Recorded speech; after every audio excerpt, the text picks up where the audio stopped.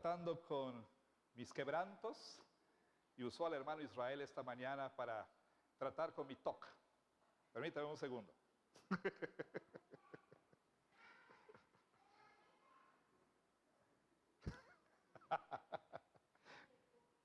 Ahora el mundo ya está bien. ¿A chueco? No lo veo, así que no hay problema para mí. No es eso, es que me quedó aquí un poco lejos la Biblia. Bueno, muy bien. Vamos entonces, si son tan amables, a abrir la palabra de Dios. Esta iglesia es pastoreada por un pastor muy quebrantado. Primera de Corintios capítulo 3, por favor. Primera de Corintios capítulo 3. Y vamos a leer, vamos a buscar la segunda lectura de este día, es decir, Primera de Corintios capítulo 3, versículos del 5 hasta el 9. Del 5 hasta el 9. Bueno, muy bien. Por favor, tenga usted, si es tan amable, frente a usted esta lectura de la santísima palabra de nuestro Señor. Y también le pido, comparta su Biblia con alguien que no tenga Biblia junto a usted o cerca de usted. Y a propósito, si nos visita el día de hoy, es mi gozo una vez más darle la bienvenida a la iglesia, decirle que hemos estado en una serie de predicaciones o de exposiciones de la primera carta a los Corintios. Si usted quiere contexto para esta serie de predicaciones, tenemos un sitio web sencillísimo, muy simple. Ahí busque, por favor, tenemos una sección de recursos y están los anteriores sermones de Primera de Corintios. Ahí usted podrá tener contexto si así lo desea. Y también tenemos una herramienta que se llama Sobremesa. Es un podcast donde la hermana Dina de León y su servidor contestamos preguntas sobre el sermón anterior. Así que son herramientas que usted puede usar. Por lo pronto le pido entonces que tenga aquí frente a usted Primera de Corintios capítulo 3, versículos del 5 al 9, y le pido que oremos juntos.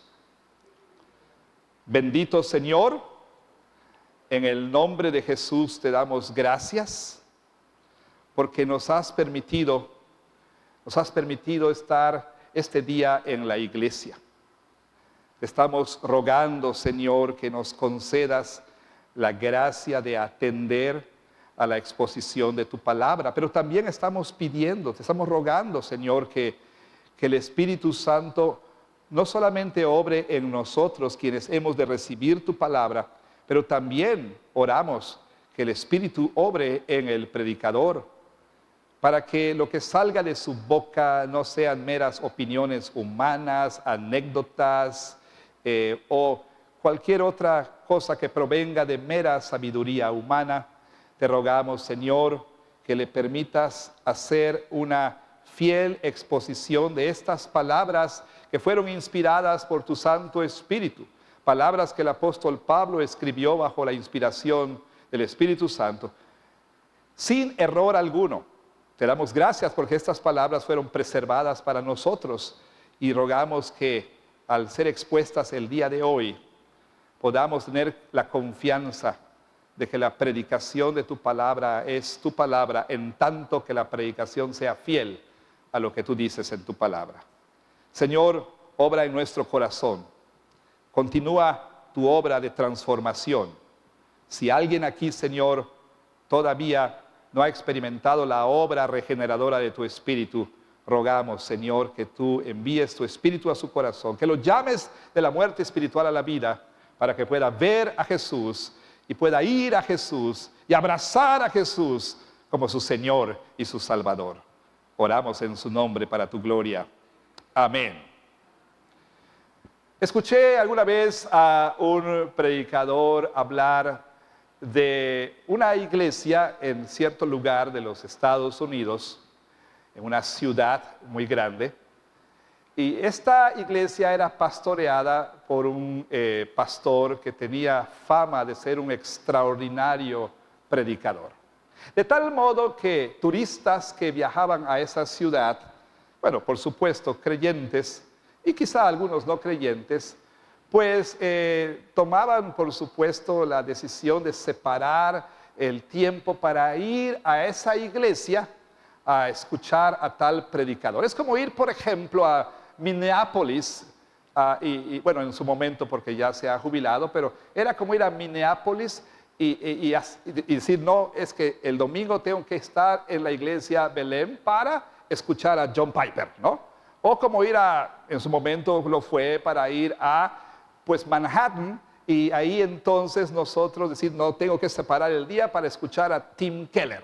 O ir a California y decir, bueno, no, yo tengo que separar el día para estar en la iglesia de John MacArthur. Bueno, entonces las personas trataban de separar el día para ir a escuchar a tal predicador.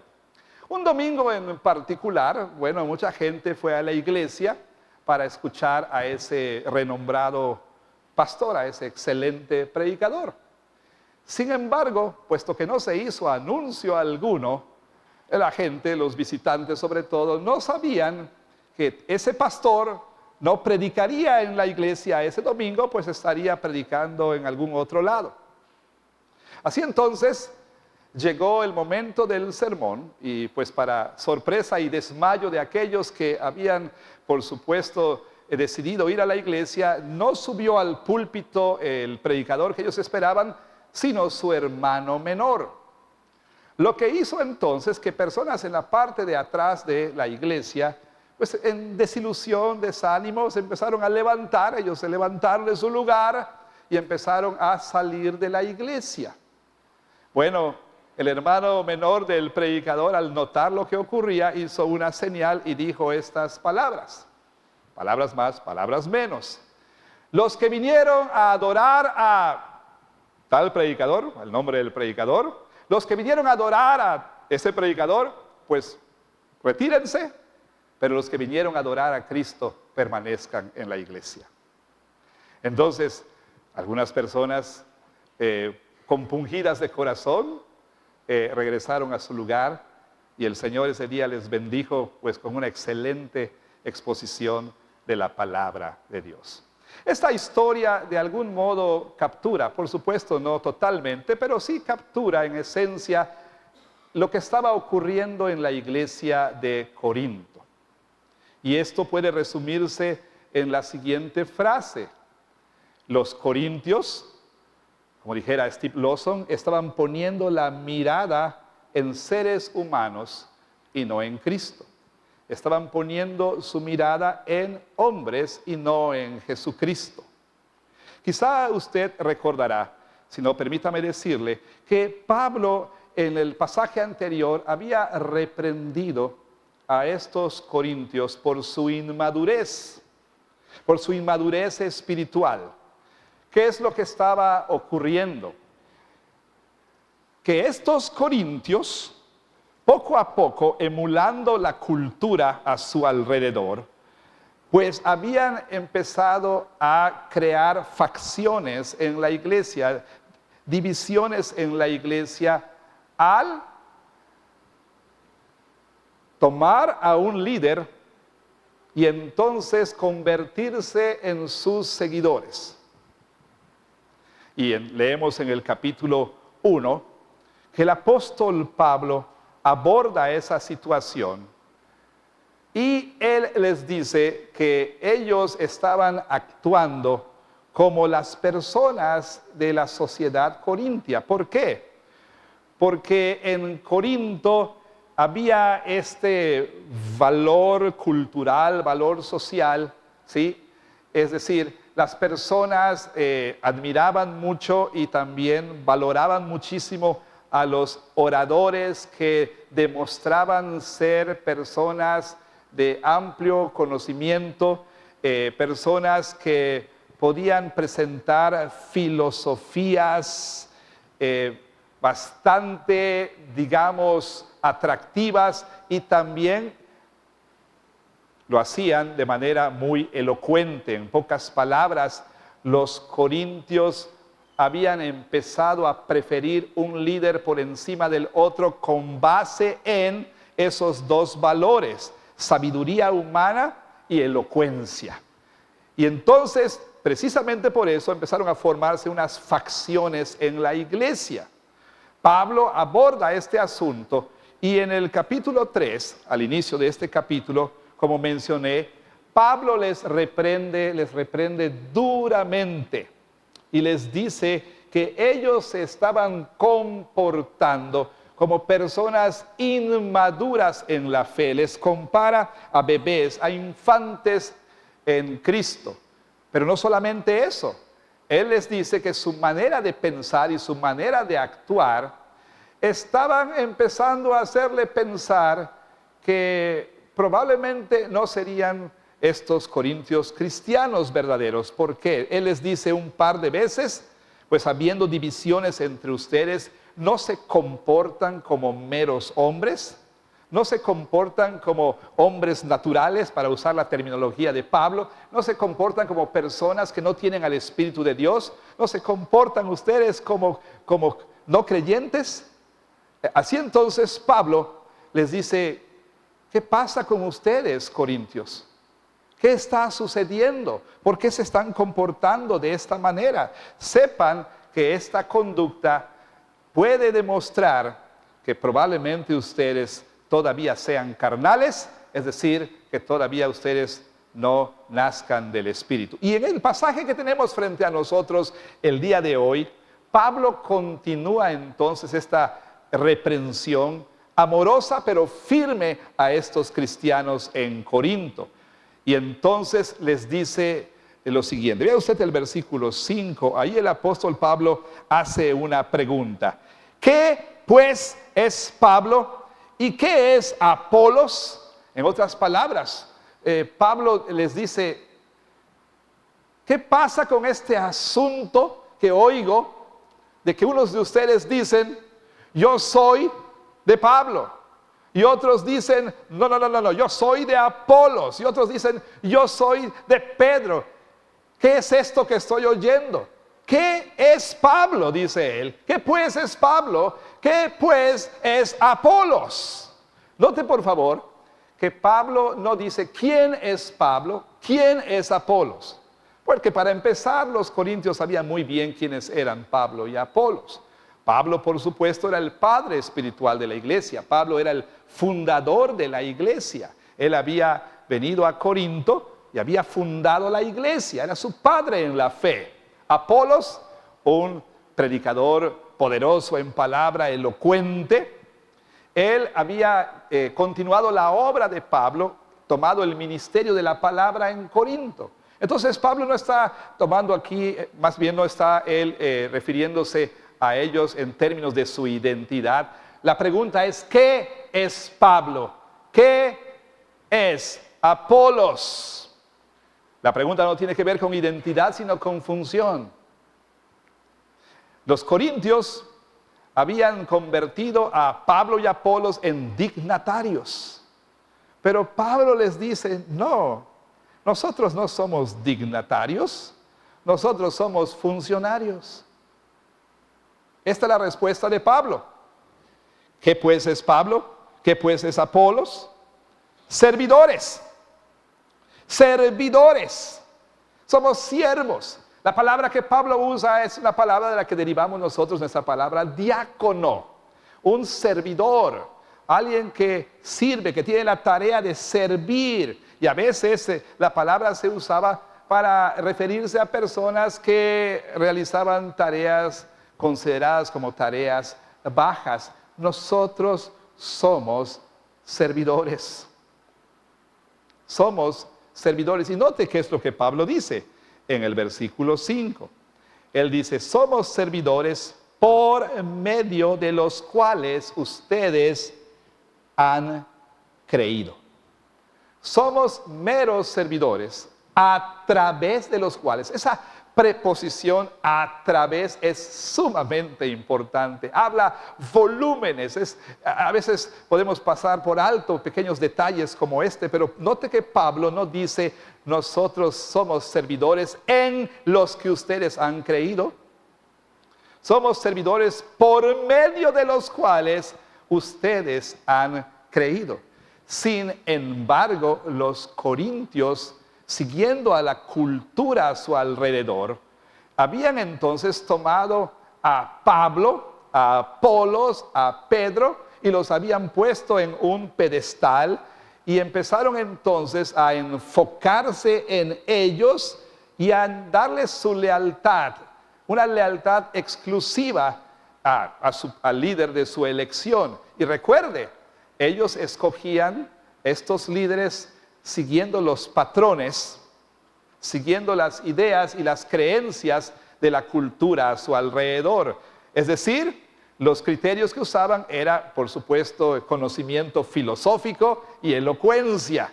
Así entonces habían convertido a Pablo en una celebridad, habían convertido a Apolos en una celebridad, y habían convertido a Pedro en una celebridad, y ellos se habían convertido en su fandom, no se habían convertido en su following. Eran por supuesto sus seguidores, ¿sí? Ellos le daban like a sus publicaciones, ponían ahí: yo sigo a Pablo en X, o sigo a Apolos en Instagram, ¿no? Y pendientes siempre de ellos, y llamando a otros a seguir a Pablo, y a seguir otros llamaban a seguir a Apolos, otros a seguir a Pedro, y por supuesto los que seguían a Pablo demeritaban a Apolos y a Pedro, y los que seguían a Apolos demeritaban a Pablo, y entonces habían creado estas facciones en la iglesia. Como decíamos la semana anterior, este no es un asunto trivial, no es un asunto de menor importancia. Y Pablo lo aborda de manera frontal. Y entonces Pablo les confronta con el problema que ellos tenían, un problema que no era meramente un problema conductual, no era nada más un asunto de pensar de una manera o de otra, era un asunto que tenía que ver con algo muy profundo, es decir, comprensión, entendimiento y creencia o fe en el Evangelio. Los creyentes en Corinto, o los que profesaban fe en Corinto, si bien habían abrazado el Evangelio, poco a poco lo habían hecho a un lado y lo estaban reemplazando con la sabiduría humana, o con sabiduría humana. Estaban reemplazando el Evangelio con la cultura a su alrededor. Ahora bien, lo que sucede o sucedió en Corinto sigue sucediendo en nuestro tiempo. Por supuesto, sucede en la cultura a nuestro alrededor. No se necesita mucho para darse cuenta que nosotros vivimos en una cultura de celebridades, ¿sí? Ya sea que la mayoría de nosotros, por no decir todos o casi todos, tenemos esa tendencia a seguir a tal o cual celebridad o a hacer de alguien una celebridad, y a veces por las cosas más estúpidas. Alguien se cayó de manera cómica y lo hacemos una celebridad. Alguien dijo una palabra tonta y lo hacemos una celebridad. Y empezamos a seguir a tal o cual persona y a estar pendientes de todo lo que hace en las redes sociales. Pero también las personas tienen la tendencia ahora a querer ser celebridades, ¿sí? También ya sea con algún baile tonto en TikTok o trayendo globitos y bizcochitos a la estatua de Poseidón, pero todos quieren ser celebridades, todos quieren tener sus 5 segundos de fama, todos quieren tener un following. Y usted no es la excepción. Dígame si no es verdad que cuando su publicación no captura mucha atención, no hay likes ahí, nadie prestó atención. Dígame si no es verdad que siente esa punzada de dolor aquí en el corazón cuando usted ve que nadie le hizo caso a su publicación. Por el contrario, cuando usted ve que el comentario ese ingenioso que usted puso o la foto que usted puso después de que pasó su selfie por 300 filtros y demás cosas, esa foto que puso ahí, cuando ve que inmediatamente ya tiene 150 likes, usted ya siente así como que algo renace en usted, se siente vivo, se siente viva cuando tiene la atención de las personas. Vivimos en esta cultura de las celebridades, ya sea seguimos celebridades o queremos ser una celebridad. Y la verdad es que la iglesia no es la excepción. También la iglesia, como en el caso de Corinto, en tiempos del apóstol Pablo, la iglesia también ha sido infectada por esta manera de comportarnos. ¿Por qué? Porque también en la iglesia podemos notar el culto a la celebridad.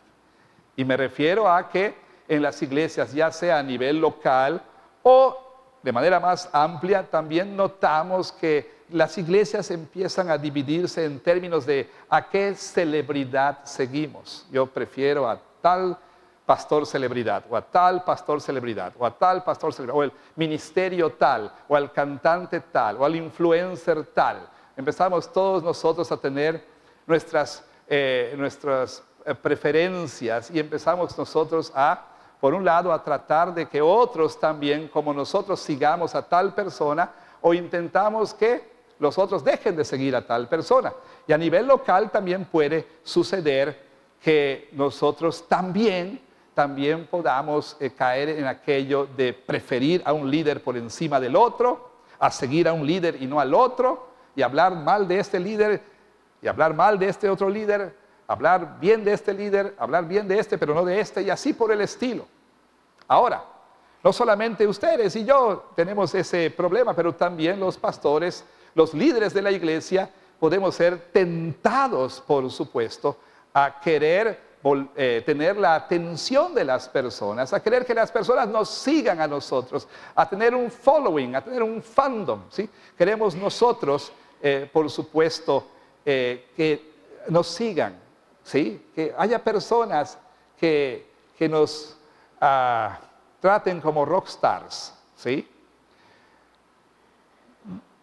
Pero ¿cuál es el problema más profundo?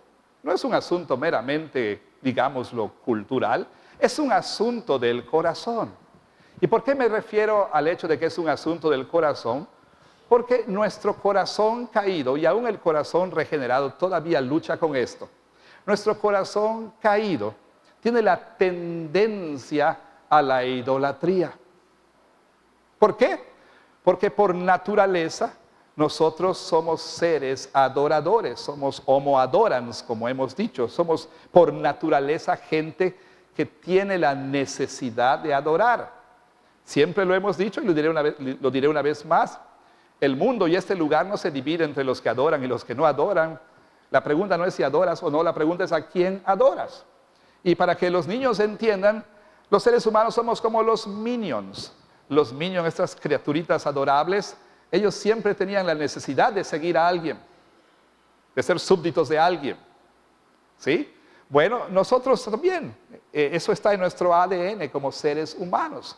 Somos gente adoradora por naturaleza, somos seres religiosos por naturaleza. Así entonces, el problema es que por la caída, nuestro corazón tiene la tendencia ya no a adorar al Dios vivo y verdadero, sino a nuestro Creador, sino a adorar a algo aquí en la creación.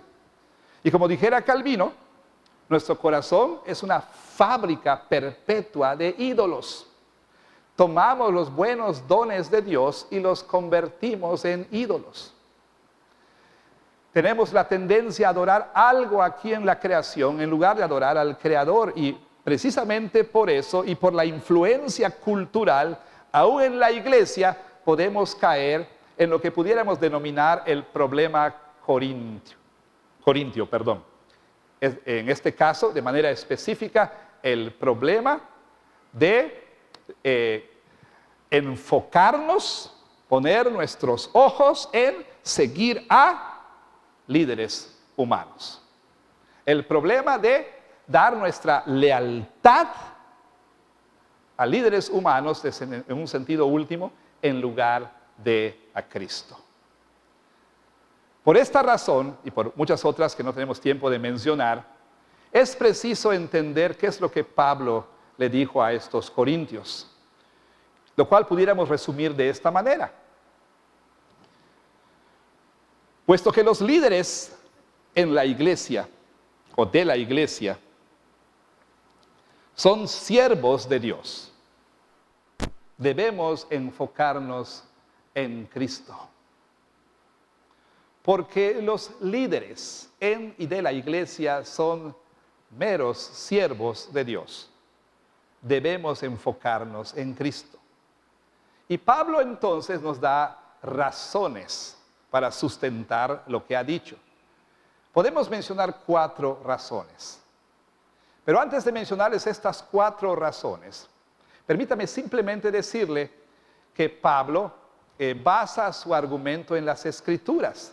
Muchos eruditos concuerdan de que Pablo está basando su exhortación a los corintios en metáforas y ilustraciones, si usted quiere, que ha tomado de pasajes como Isaías 5 y otros pasajes en el libro de Ezequiel.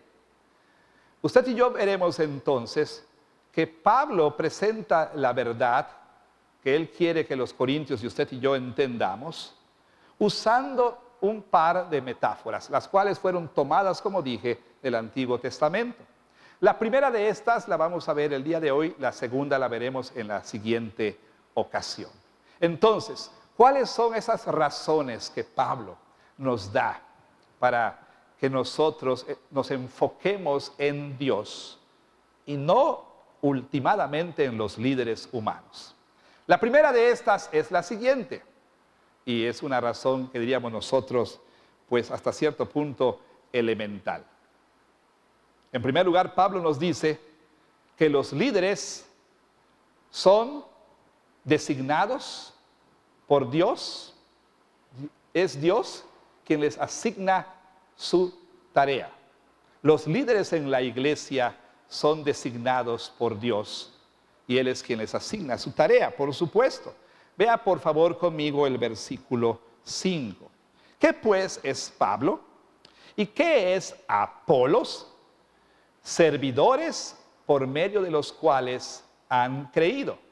Y eso según lo que a cada uno concedió el Señor.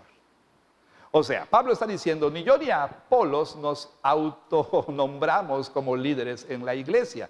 De hecho, casi siempre en sus epístolas, Pablo quiere dejar bien en claro de dónde viene su autoridad, quién le dio la autoridad, quién le dio la facultad de hacer lo que él hace, quién le nombró, quién le designó. Dice así, por ejemplo, en 1 Corintios 1:1, Pablo llamado a ser apóstol por mi propia voluntad. No, dice, por la voluntad de Dios. ¿No es cierto? Entonces, es Dios quien nombra a los líderes de la iglesia. Por supuesto que el Señor ha hecho uso de medios para nombrar líderes, y uno de esos medios que usa el Señor es la elección por parte de la iglesia, como en el sistema presbiteriano. Pero en nuestra manera de ver las cosas, siguiendo las Escrituras, creemos que es Dios quien designa. Verá usted, cuando hubo la necesidad de nombrar al sucesor de Judas, no se levantó Pedro y dijo, ¿habrá alguno de ustedes que quiera ser apóstol en lugar de Judas? O tampoco Pedro se levantó y dijo, bueno, por la autoridad que Dios me dio a través de Cristo, quien me dijo, y tú eres Pedro, y sobre esta, pues yo voy a designar al sucesor de Judas. No. ¿Qué es lo que hicieron los apóstoles? Después de presentar los requisitos y de ver que había un par de candidatos que cumplían esos requisitos, oraron y dijeron, Señor, escoge tú, muestra tu voluntad. Y es el Señor quien es el que elige a los líderes. No solamente eso, sino que el Señor es el que asigna tareas, dice el apóstol Pablo. Más adelante dice que la tarea suya, vea usted conmigo por favor, versículo 6, fue plantar la semilla, sembrar la semilla. Y la tarea de Apolos fue regar. Aquí Pablo está haciendo uso de esta primera metáfora, ¿sí? Y él está diciendo, número 1, que la iglesia es como un campo de cultivo y que él y Apolos en este caso, eran los agricultores, los que sembraban la semilla. De hecho, él le dice a estos corintios, miren, nosotros solamente somos siervos, somos campesinos. Oficio que en Corinto no era bien visto. ¿Quiénes eran los reverenciados? Pues los filósofos, ¿verdad? La gente de conocimiento y demás. No los campesinos. Eran vistos sobre el hombro. Esto es lo que somos, dice Pablo. Somos meros servidores, granjeros, agricultores que sembramos y regamos la semilla. Entonces es bien importante que notemos aquí que Pablo está diciendo que los trabajos que Dios ha asignado en la iglesia fueron asignados por Dios mismo. Ciertamente, dice Pablo, yo sembré y Apolos regó. Pero ¿quién me asignó como el que siembra? ¿Quién asignó a Apolos para que sea el que riega? Dios. Dios. Y es preciso entender esto, hermanos. Es preciso entender, los líderes debemos entender que nuestro llamamiento viene de Dios. Y la tarea que realizamos fue dada por Dios mismo. Y es importante que la iglesia también entienda que sus líderes fueron nombrados por Dios y también sus líderes, en tanto por supuesto que estos sean fieles a lo que Dios dice, sus líderes llevan a cabo tareas que Dios les ha asignado. Y no me refiero aquí únicamente a los pastores o ancianos o diáconos, me refiero a líderes de ministerios.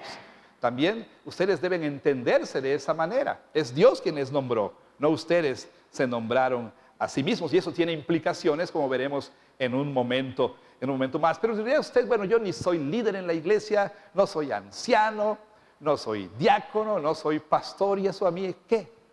Bueno, déjeme decirle que como Pablo y Apolos y los pastores y los ancianos y los diáconos y los líderes de ministerios en la iglesia, usted también es un servidor de Dios.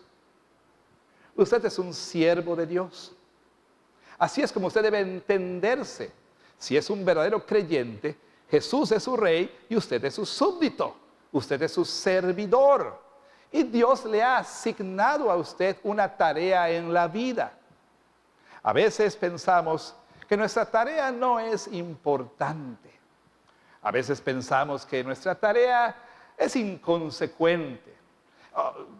No hay nada de glamour en una ama de casa tratando de encontrar los pares de los calcetines, barriendo los Fruit Loops por tercera vez en el día, recogiendo los juguetes, lavando la ropa percudida del marido, tendiendo la ropa, haciendo la comida. Y dice, ¿cómo me gustaría a mí ser tal mujer, la próxima Nancy Lee? Ella sí tiene un ministerio importante. Me gustaría ser esa mujer que pudiera ser conferencista en grandes eventos. Pero yo aquí, una vez más, lavando la ropa, tendiendo la ropa, haciendo la comida.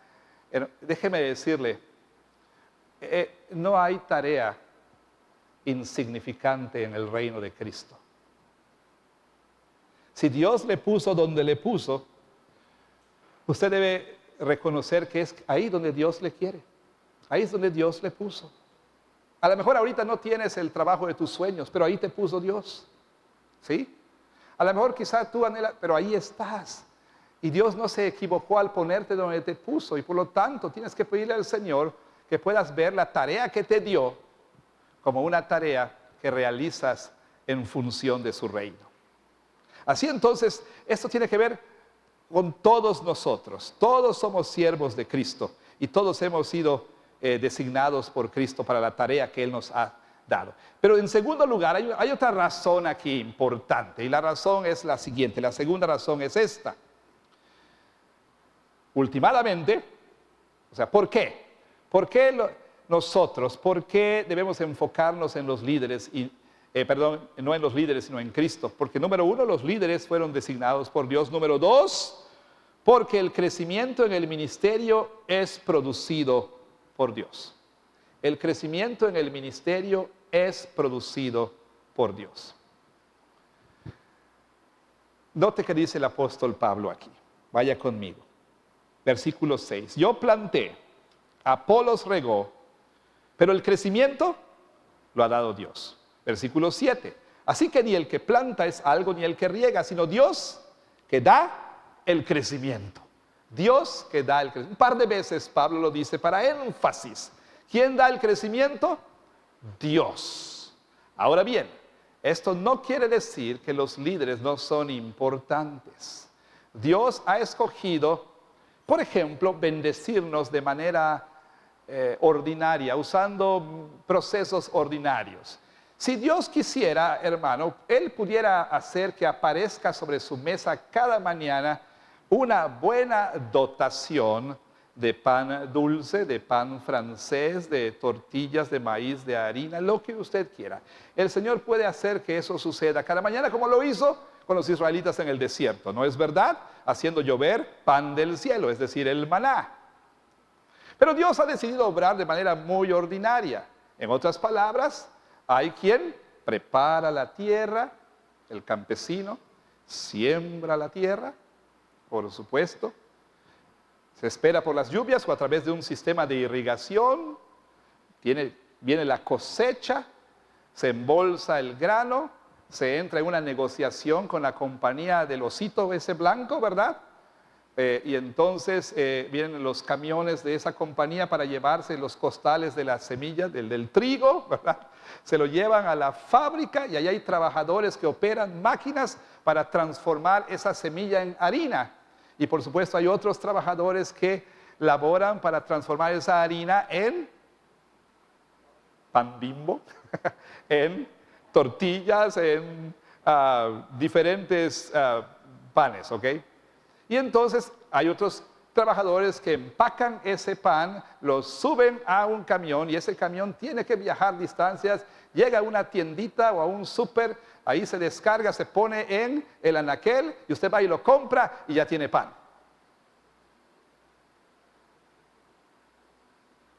Pero cuando usted ora, como le decía a los niños, usted no dice, oh Dios, te doy gracias al osito Bimbo, porque no, ¿verdad? Usted dice, Señor, te doy gracias por el pan que me has dado. Pero Dios ha obrado de manera muy ordinaria. Pero no por el hecho de obrar ordinariamente, eso quiere decir que no es Dios quien últimamente nos provee. Pero Él ha decidido hacer uso de medios y en la iglesia también. Dios ha decidido hacer uso de medios, líderes en la iglesia, pastores y maestros, líderes de ministerios en la iglesia, ancianos y diáconos. No es que los líderes no sean importantes, no es que nosotros no debamos seguir las indicaciones de un líder, no es que nosotros no debamos sujetarnos a nuestros líderes, en tanto que estos se sujeten a Cristo y sean, fieles en lo que están haciendo. No es que no sean importantes los líderes, por supuesto que no es lo que Pablo está diciendo, porque podemos concluir que cuando él dice aquí en el versículo 7, así que ni el que planta es algo ni el que riega, o sea, ¿quiénes somos? ¿O qué es Pablo, perdón? ¿Qué es Apolos? Nada. No somos nada. Bueno, tampoco Pablo está diciendo que nos autodespreciemos y digamos hoy nada. No es lo que Pablo está diciendo. Eso es una declaración relativa, ¿sí? Como declaración relativa así tiene que entenderse. Junto a Dios somos nada, por supuesto. Junto a Cristo somos nada, por supuesto. Pero lo que Pablo está diciendo aquí es que, bueno, si bien Dios hace uso de estos líderes en la iglesia, Dios es quien produce el crecimiento. Jesús habló de esto en la parábola del sembrador, Mateo capítulo 13 y en los otros sinópticos también. El sembrador salió a sembrar y él sembró la semilla en 4 diferentes terrenos. En solamente uno de esos terrenos hubo fruto, en solamente uno de estos. Pero dice Jesús que de la semilla que dio fruto, dice, una dio fruto a 30, otra a 60 y otra a 100 por 1. Y la pregunta es, ¿quién es el que determina que una semilla dé fruto a 30, a 60 y a 100? Dios. Bueno, ¿quién determina que el ministerio de un pastor dé fruto a 30, el de otro a 60 y el de otro a 100? Dios. Ahora bien, debo calificar lo que estoy diciendo. Cuando nosotros hacemos uso de los estándares incorrectos, podemos llegar a conclusiones incorrectas. Y normalmente juzgamos la efectividad de un ministerio por los resultados observables. Y sobre todo, por el hecho de que vivimos en una cultura de la inmediatez, queremos resultados inmediatos, resultados cuantificables. En una empresa, por ejemplo, te emplean en alguna de estas tiendas departamentales, te dicen que tienes tales metas que producir. Números concretos, específicos. No sé cómo le vas a hacer, pero tú me vas a entregar 100 clientes al mes, con compras al mes. Esa es tu meta y la tienes que cumplir. Y entonces de alguna manera empezamos a pensar así en la iglesia. Pensamos que la efectividad de un ministerio necesariamente se mide en términos de resultados y de resultados observables, cuantificables. Y así entonces pensamos que la iglesia tal que tiene 200 miembros está siendo más fiel que la iglesia que tiene 30. Pero esto no es necesariamente el caso. Por supuesto que puede ser que esa iglesia, ahí hay pastores fieles, hay ancianos fieles y el Señor les bendice con números, con mucha membresía. Pero también puede ser el caso que esta iglesia de 30, por más que quiera justificar su indolencia, su pereza, su indiferencia hacia la obra del Señor, por más que quiera justificar su carnalidad, etcétera, por la falta de crecimiento, aludiendo a argumentos hiperreformados, diciendo: muchos son los llamados, pero pocos los escogidos. El Señor no quiere cantidad, el Señor quiere calidad, ¿no? O sea, podemos nosotros tratar de justificar a veces la falta de crecimiento y nuestra pereza e indiferencia hacia la obra del Señor diciendo: no, el Señor es soberano y Él da fruto a 30, 60 y así. Es cierto, pero convendría analizar si estamos siendo fieles. Si estamos siendo fieles al Señor. Pero ¿sabe qué? Si se trata de que el éxito en el ministerio se mide en términos de números, le puedo decir, sin temor a equivocarme y sin pedantería, que si fuera ese el caso, hace rato que hubiéramos tenido que romper estas paredes, derribarlas y hacer un santuario 5 veces más grande. Porque si se trata de llenar la iglesia, lo puedo hacer fácilmente, hermanos. Fácilmente. Pero lo que Pablo está diciendo aquí es que si Dios en su soberanía decide que este ministerio fiel tenga 30 de fruto y este 60 y este 100, entonces ese es asunto de Dios. Dios es el que da el crecimiento, no el pastor, no los ancianos, no usted, no yo, es Dios. Y así, por supuesto, usted también tiene que entender esto en su tarea como padre, en su tarea como esposo o esposa. Usted no puede hacer que su esposo crezca, usted no puede hacer que sus hijos crezcan. Usted tiene que hacer la tarea que Dios le ha entregado, la tarea que Dios le dio, pero usted no puede hacer que ellos crezcan. Y tampoco en su ministerio evangelístico. Usted tiene una tarea, sí, pero usted no puede convertir a las personas. Yo sembré, Apolos regó, pero el crecimiento lo ha dado el Señor. Tercera razón, mucho más que decir, pero el tiempo pasa muy rápido. Tercera razón es la siguiente: no solamente los líderes son designados por Dios, no solamente es Dios quien da el crecimiento, por eso mi enfoque no debe estar en el líder, sino en Dios últimamente. Pero en tercer lugar, la otra razón que Pablo da, la tercera, es que los líderes rendirán cuentas a Dios. Los líderes rendirán cuentas a Dios. Pablo ha dicho, bueno, lo dice un poco más adelante, en el capítulo 4, versículo 3. Dice, yo en muy poco tengo el ser juzgado por ustedes o por algún tribunal humano. Ni aún yo me juzgo a mí mismo. Los corintios habían juzgado el ministerio de Pablo y habían dicho que comparado a los sofistas y a los filósofos y a los oradores elocuentes, el ministerio de Pablo era por demás risible. ¿Por qué? Porque lo habían juzgado con estándares humanos. Pablo ni tiene un buen contenido filosófico, ni tampoco es elocuente al hablar. Entonces, no soy de Pablo, soy de Apolos. Porque Apolos parecía tener un contenido mucho mejor que el de Pablo y era un poderoso en la palabra. Bueno, Pablo dice, yo en realidad no me preocupa que ustedes me juzguen. o que algún tribunal humano me juzgue. Pero Pablo sabe que él y los otros líderes en la iglesia y todos nosotros algún día tendremos que dar cuentas a Cristo. Vea, por favor, ¿qué dice? Versículo 8. Y el que planta y el que riega son una misma cosa. O sea, sí, diferentes tareas, pero trabajando, por supuesto, hacia la misma meta y por el mismo propósito. Aunque cada uno recibirá su recompensa conforme a su labor.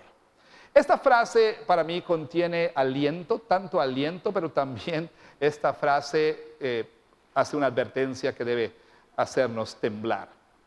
Y lo que debe hacernos temblar es que vamos a dar cuentas al Señor, todos nosotros, no solamente los pastores, especialmente en este caso, en el contexto en que estamos hablando, los pastores, los líderes de la iglesia, especial y particularmente. Y de hecho, hermanos, los líderes en la iglesia tenemos mucha más responsabilidad y el juicio va a ser más severo para nosotros. Por eso Santiago le dice a algunos que aspiran a ser maestros en la iglesia: no se hagan maestros muchos de ustedes sabiendo que recibirán mayor condenación. El maestro que da clase a los niños en la escuela dominical va a recibir más condenación que el que no. El líder de jóvenes, el líder de varones, de mujeres, el maestro de escuela dominical, más condenación que los que no enseñan en esos ministerios o dirigen esos ministerios.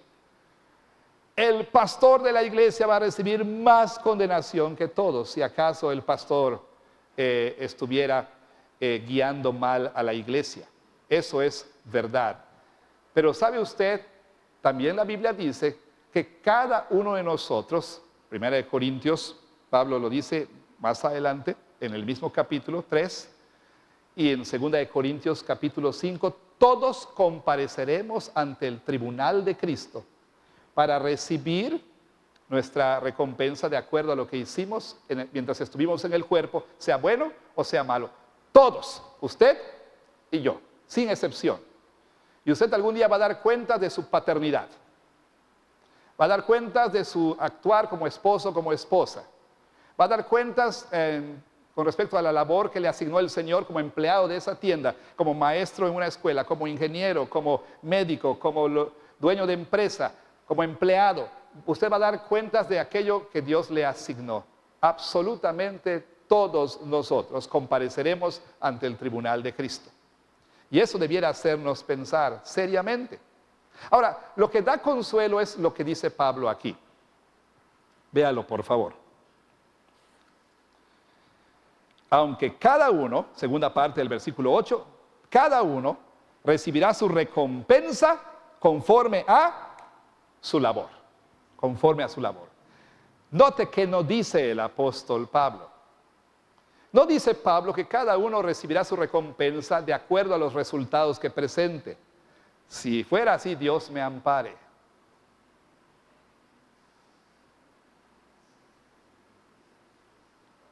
Pero Pablo dice, cada quien recibirá su recompensa de acuerdo a ¿qué? A su labor. En otras palabras, a la manera en que realizó su tarea. Y esto nos debe dar consuelo, hermanos. Dios, y lo mencionamos en una de las sobremesas, Dios en el ministerio no nos llama a resultados, nos llama a ser fieles en la tarea. En el ministerio, ya sea aquí en la iglesia, ya sea como líder de niños, ya sea como líder de jóvenes o varones o de mujeres, ya sea como pastor, anciano o diácono, en el ministerio Dios no nos llama a resultados, sino a ser fieles. Pero también en el ministerio como esposa, como esposo, como hijo, como hija, como empleado, como dueño, como patrón, como maestro, ingeniero, abogado, barrendero, cocinero, y puedo seguir y seguir y seguir y seguir, como estudiante. Dios no te llama a resultados. Dios no espera que necesariamente cuando llegues al cielo le presentes todos tus diplomas desde el kinder hasta tu posgrado. No espera que tú le traigas, Dios, mira, yo fui cuadro de honor todos mis estudios, pero espera que seas fiel. en tu trabajo, como padre. Y a los padres aquí, eso debe darles aliento, por un lado, pero llamarles también a ser responsables. ¿Por qué? Porque como padres, Dios no nos ha llamado a resultados, sino a ser fieles en la tarea de la paternidad cristiana. ¿Por qué? Porque dentro de la soberanía de Dios, podrás ser el más excelente, más dedicado, más devoto, más consagrado, más entregado padre o madre, pero al final del día, tu hijo se rebelará en contra del Señor y se apartará de Él. De eso no tienes control. De eso no eres responsable. De lo que eres responsable es de ser fiel en la tarea que Dios te ha dado. El anciano de la iglesia aquí en Jesús o en cualquier otra iglesia, el diácono, el pastor, los pastores, pues, ¿sí? Los líderes de ministerios son llamados a ser fieles, no a resultados. Y si en su soberanía el Señor nos manda no 120, sino 12 niños, siempre y cuando nosotros hayamos sido fieles, el Señor llama a unos a sembrar, el Señor llama a unos a cosechar, a regar y a otros a cosechar, pero también el Señor determina si vamos a tener 30, 60 o 100 como fruto. Ahora, eso nos debe dar aliento, ánimo, pero también nos debe llamar a ser responsables. Y por último, y de manera más breve, me da cuenta mucho más que decir. La cuarta razón es que los líderes y la iglesia, tanto los líderes como la iglesia, pertenecen al Señor. Pertenecen al Señor. Vea que dice Pablo en el versículo 9. Porque nosotros somos colaboradores de Dios y ustedes son labranza de Dios, edificio de Dios. Una vez más, Pablo se autodesigna y también dice que él y Apolos, pues, son siervos, colaboradores de Dios, pertenecen a Dios, son siervos de Dios. Pero también él dice que la iglesia le pertenece a Dios. Y aquí están las dos metáforas de las que le hablaba. Dice, ustedes son labranza. ¿Qué quiere decir labranza? Un campo de cultivo, ¿sí? Ustedes son la viña del Señor y son edificio de Dios. Eso lo veremos en la siguiente ocasión. Note, por favor, 3 veces Pablo repite la frase de Dios, de Dios, de Dios. Porque él quiere que nosotros entendamos de una vez por todas que esos líderes que a veces nosotros queremos idolatrar o los líderes que nosotros queremos demeritar son de Dios, pertenecen al Señor. Se los dice al final, lo vamos a ver en la siguiente vez, dice el versículo 22 o desde el 21. Así que ninguno se gloríe en los hombres. ¿Por qué te vas a gloriar en los hombres? Dice. ¿Por qué vas a andar como una fangirl? Soy de Pablo, soy de Apolos, ¿no? ¿Por qué vas a andar así? No. Dice el apóstol Pablo. Ninguno se gloríe en los hombres porque todo es suyo. Sea Pablo, sea Apolos, sea Cefas, sea el mundo, sea la vida, sea la muerte, sea lo presente, sea lo porvenir. Todo es suyo. Y usted es de Cristo y Cristo de Dios. Últimamente, todo es de Dios. Todo pertenece a Dios. Pero la iglesia también, dice Pablo, pertenece a Dios. La iglesia no es del pastor, la iglesia no es de los ancianos, la iglesia no es del presbiterio, la iglesia no es de una familia o de otra, la iglesia es de Dios. Por supuesto, esto tiene implicaciones muy serias. ¿Por qué? Número uno, la iglesia es preciosa para Dios. Pablo les dice a los ancianos de Éfeso que ellos debían cuidar de la iglesia, la cual él ganó, dice, con su preciosa sangre. La iglesia es de grandísima y altísima estima ante los ojos de Dios, tan, usando lenguaje coloquial, amolada como la iglesia pueda estar, como estaba la de los corintios, pues. La iglesia le pertenece a él, la compró con la sangre de su Hijo Jesucristo. Y eso quiere decir que lo que hacemos con la iglesia, lo que hacemos a la iglesia, lo que hacemos de la iglesia, no es un asunto trivial. vamos a ver la próxima semana. La iglesia no solamente es esta viña, es el templo de Dios. Es el verdadero templo. Y nosotros entonces vamos a recibir una gran advertencia. El que destruya el templo de Dios, Dios le destruirá a él. Cualquier pastor que quiera ponerse a sí mismo como el centro de atención y por eso entonces crear división en la iglesia, enfrentará un juicio severo por haber dañado, por haber dividido, por haber roto el cuerpo de Cristo. Cualquier miembro de iglesia que empiece a elevar a un líder por encima del otro, también tendrá que dar cuentas a Dios por estar rompiendo la unidad del cuerpo de Cristo. Cualquier acción nuestra, ¿sí?, en detrimento de la iglesia es un asunto sumamente serio. La iglesia es de Dios, no es del pastor. Pero por otro lado, el pastor no es de ustedes. Los ancianos no son de ustedes. Los diáconos no son de ustedes.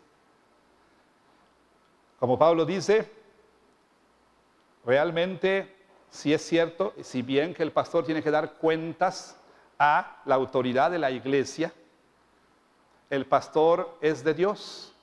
El pastor no es un empleado de la iglesia. Últimamente. Es triste a veces cómo los pastores pueden ser maltratados por su iglesia. En la historia de esta iglesia hubo un pastor a quien el tesorero de la iglesia le hacía ir a su casa todos los días para que le diera su día, su gasto del día. Le hacía esperar. A propósito, no se lo daba. Sí, las iglesias pueden maltratar a sus pastores. También los pastores pueden maltratar a la iglesia, por supuesto. Pero últimamente tanto los pastores como la iglesia pertenecen al Señor. Pertenecen al Señor. Son suyos. Y lo que hagamos con unos o con otros, daremos algún día cuentas al Señor. Si el pastor entonces se sube a sí mismo a un pedestal para ser seguido, para ser adorado, para ser glorificado, si el pastor está más preocupado por un following, si el pastor está más preocupado por su propia reputación y entonces él se sube a sí mismo a un pedestal o la iglesia lo pone en un pedestal, nosotros vamos a dar cuentas al Señor. Bueno, terminamos entonces con 3 aplicaciones sencillas pero importantes y las menciono rápidamente. Número 1. La primera aplicación es, por supuesto, tiene que ver con nosotros los creyentes, tiene que ver con el cómo nosotros vemos a los líderes en la iglesia, cómo los tratamos. Por un lado, la Biblia nos dice, los líderes en la iglesia son siervos de Dios, designados por Dios, cuya tarea fue asignada por Él. Usted y yo, hermanos, como los corintios hicieron, ¿sí?, podemos ser tentados a enfocarnos en el líder humano, a seguir al líder humano, en lugar de dar nuestra lealtad última a Cristo Jesús, en lugar de estar enfocados en Cristo Jesús. ¿Quiere esto decir que usted no tiene responsabilidad de obedecer a sus líderes, de seguir a sus líderes, de seguir su ejemplo, de obedecer sus mandamientos cuando son pertinentes? No quiere decir eso. En tanto que su líder esté haciendo su ministerio en conformidad con la palabra de Dios, usted y yo somos llamados a someternos a nuestros pastores, pero nunca hacer de ellos lo que no debemos hacer: ídolos. Como los israelitas, somos prontos a hacer becerros de oro. Los israelitas que llamaron a este becerro, estos son los dioses que te sacaron de Egipto. Usted y yo somos llamados a arrepentirnos de cualquier idolatría en ese sentido, ya sea en nuestro contexto local, aquí en la iglesia, o que usted tenga una idolatría de algún líder prominente en el mundo cristiano. Es llamado a arrepentirse de eso y a enfocarse en Cristo y dar su lealtad a Cristo en sentido último. En segundo lugar, La segunda aplicación tiene que ver con nosotros los líderes. Con nosotros los líderes. Y cualquiera de nosotros aquí, que estemos consciente o inconscientemente, haciendo que la gente se fije más en nosotros, que nos siga a nosotros, que nos considere como su rockstar, ¿sí? También tenemos que arrepentirnos. De verdad, se lo digo, mi corazón pecaminoso, tan pecaminoso como es, siente muy bonito, y se lo confieso porque se siente bonito, sobre todo cuando luchas con el ídolo de la aprobación, ¿sí? No solo tengo TOC, también tengo ídolo de la aprobación. Bueno, pero el Señor me está sanando. Entonces, mi corazón pecaminoso cuando oye frases como esta: pastor, yo ya te lo dije, cuando te vayas de la iglesia, yo me voy contigo. Lo siento bonito. Le mentiría si le dijera que no. Y la verdad quisiera que más me dijeran eso, ¿verdad? ¿Por qué? Porque alimenta ¿qué? Alimenta mi deseo pecaminoso de ser aquel en quien todos se enfocan. Pero por supuesto eso es pecado. Y tengo que arrepentirme y hacer todo lo posible para que la gente se enfoque en Cristo y no en mí. ¿Va a doler tal vez? El corazón pecaminoso se dolerá cuando diga: pastor, cuando te vayas ni cuenta me voy a dar.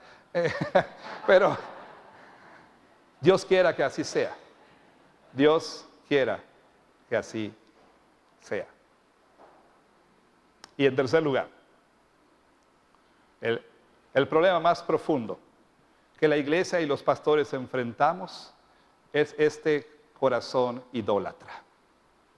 Este corazón que tiene la tendencia a hacer ídolos. Ese es nuestro problema más grande, hermanos. Y tenemos que rogar que el Señor vaya transformando nuestro corazón. Porque si no es así, hablando en este contexto, continuaremos con el problema corintio. Continuaremos haciendo ídolos de los líderes en la iglesia. Nosotros mismos, los pastores, tendremos la tendencia a ponernos como ídolos para la gente. Así que tenemos que rogar al Señor por su gracia para ayudarnos en este problema de idolatría. Porque como dice Pablo, después de todo, ¿qué es Pablo? ¿Qué es Apolos? Sino solamente siervos de Dios. Que Dios bendiga su palabra.